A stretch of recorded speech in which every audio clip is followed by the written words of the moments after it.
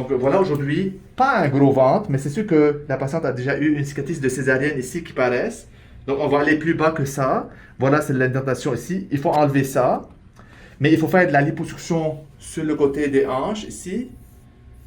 Puis aussi en haut aussi, parce que c'est là où il y a plus de gras ici.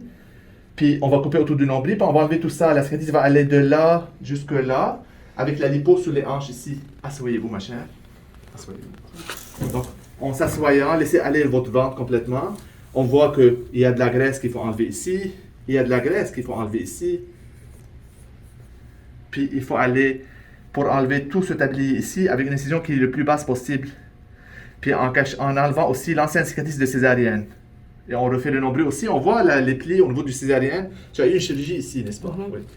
Fait que voilà, une abdominoplastie avec une liposuction du haut du ventre, des flancs, avec une incision dans le pli vraiment bas des sous-vêtements.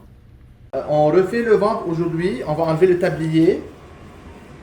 On va enlever le tablier, resserrer les muscles, mais surtout faire de la liposuction dans les poignées d'amour ici.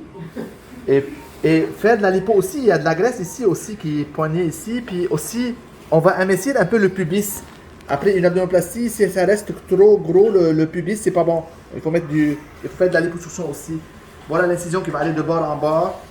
On va planifier que ce soit le plus basse possible. Puis on voit aussi ici, ça c'est son ancienne incision de césarienne. On va aller plus bas pour qu'on puisse s'en débarrasser.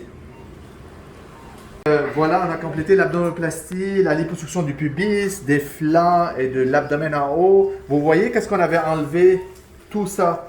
Ça paraissait pas quand la patiente était debout, mais c'est sûr qu'il y a de la viande à enlever, il y a de la graisse.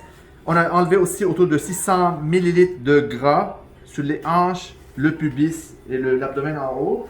Voici l'incision du ventre qu'il faut voir. Et voici aussi le nombril. Vous voyez l'incision autour du nombril, donc on refait le nombril, on le place à la bonne position et ça guérit bien habituellement.